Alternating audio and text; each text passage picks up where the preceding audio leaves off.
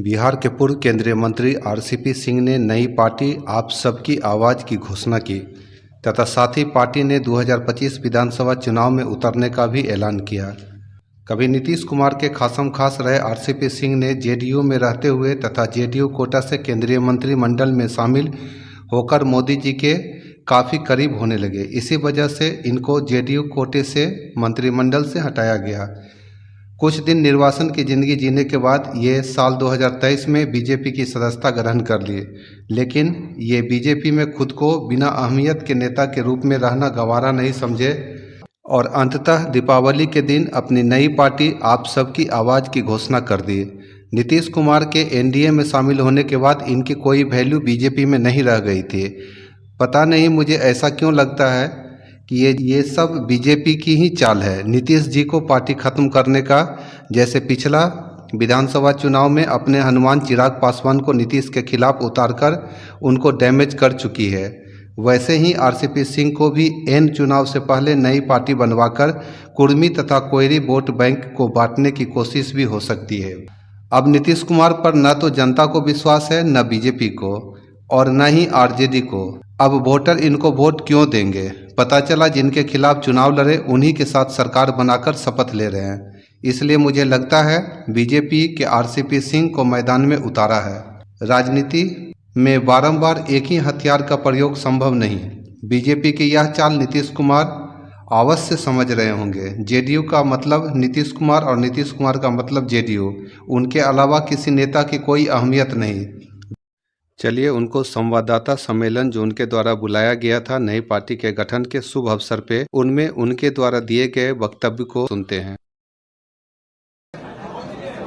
बहुत बहुत धन्यवाद विपिन जी, जो अभी आपके सामने कुछ बातों को रख रहे थे।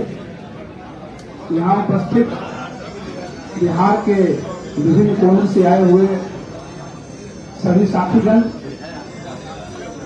सामने हमारे बैठे हुए और कुछ साथी खड़े हैं, इलेक्ट्रॉनिक मीडिया और प्रिंट मीडिया के बंधुओं, सबसे पहले तो आज दीपावली है, तो स्वागत भी मैं आपको करता हूं और सबको बहुत बहुत बधाई देता हूं। आज 31 अक्टूबर है। आज पूरा देश राष्ट्रीय एकता दिवस के रूप में इस दिन को मनाता है और ये भारत का जो नक्शा आप देख रहे हैं उसके निर्माण करने में जिनकी अहम भूमिका रही, सरदार लौह पुरुष वल्लभ भाई पटेल का, उनकी जयंती भी है। और मैं आज अपने सभी साथियों की ओर से माननीय प्रधानमंत्री जी को धन्यवाद देना चाहूंगा कि 150वां वर्ष सरदार पटेल आज है और पूरे एक साल तक पूरे देश में उनका 150वां वर्ष बनाने का जो निर्णय लिया है उसके लिए हम प्रधानमंत्री जी को धन्यवाद दें। सरदार पटेल के बारे में हम चर्चा करेंगे, लेकिन आज पूरे देश में हर्षोल्लास के साथ जो दिवाली मनाई जा रही है, तो दिवाली के दिन सब लोग अपने आप को खुश रखना चाहते हैं, प्रसन्न रखना चाहते हैं और आज का दिवस जो होता है वो खुशहाली का दिन है। तो इस अवसर पर आज सब हम लोग दीप जलाएंगे। तो दीप क्या होता है? शुरू कीजिए। दीप जो होता है अंधकार को तो दूर ही करता है, आशा जगाता है। तो मैंने अपनी पार्टी का जो नाम रखा है ना, अभी मैं शॉर्ट में बोलूंगा, अगर आप उसको शॉर्ट करिएगा तो उसका नाम ही आशा है।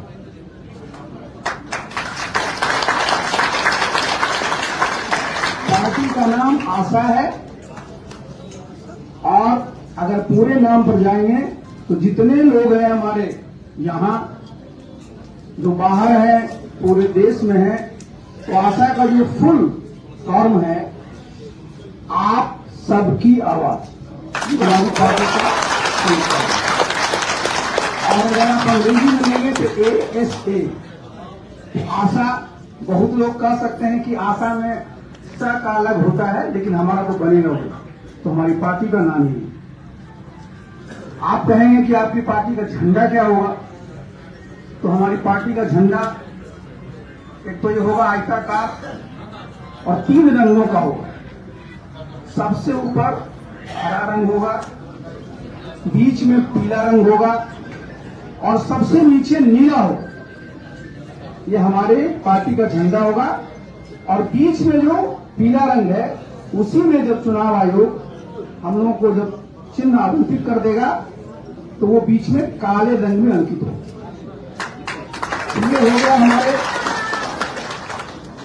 ये हो गया हमारे झंडे का पूरा जो समझिए जो रंग किस प्रकार का वो होगा।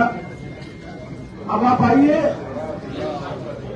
ये पार्टी जो होगी, तो हमारी पार्टी का जो संविधान, वो पार्टी का संविधान और पार्टियों के संविधान से कैसे अलग होगा, ये मैं 2-3 बातें इस पर कह देना चाहता हूं।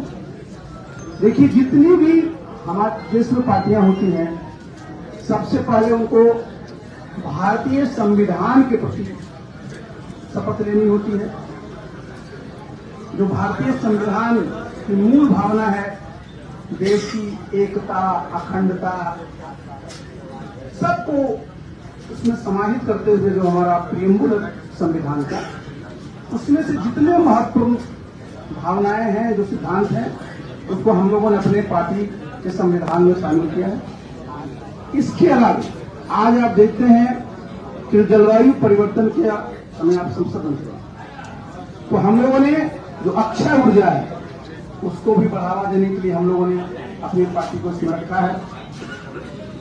इसके अलावा आगे जो ऊर्जा के क्षेत्र में बहुत बड़ी क्रांति होने जा रही है और बिहार उसमें लीड करेगा, और ये युग जो होगा वो हाइड्रोजन, हमारे हाइड्रोजन एक बहुत बड़ा सोर्स हमारी ऊर्जा का होगा, अक्षय ऊर्जा का, उस पर भी हम लोगों ने चर्चा की।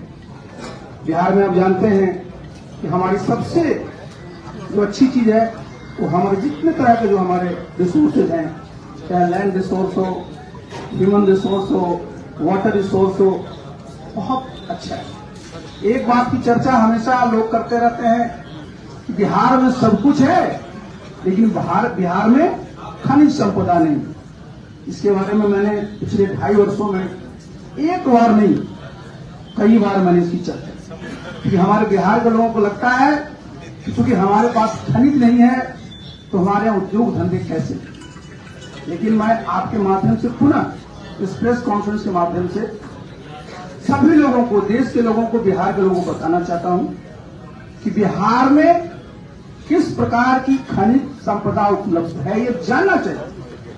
इससे सब लोगों का मनोबल बढ़े। सबसे पहले आज आप देखिए, आज जितने भी टेक्नोलॉजी, जितने हम लोग आप यहाँ पर IT से जुड़े हुए हैं, जितना भी हमारा डिफेंस का, जितने तरह का विमान देखते हैं, जितने तरह की मिसाइलें देखते हैं, जिसका भी नाम आप सुनते हैं, सब में जो यूज होता है वो है रेयर अर्थ।